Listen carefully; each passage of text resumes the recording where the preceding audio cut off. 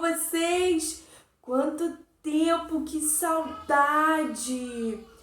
Hoje, essa semana, a gente vai trabalhar a festa junina!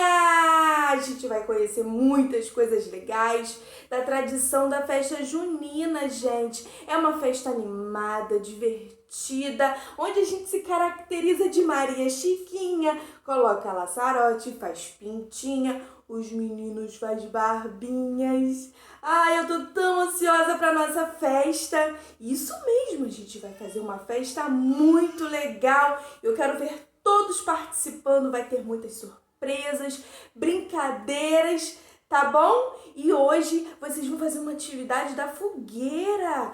Cada um vai enfeitar a sua fogueira. Tia Cléia fez a dela e vocês vão fazer a de vocês, ok?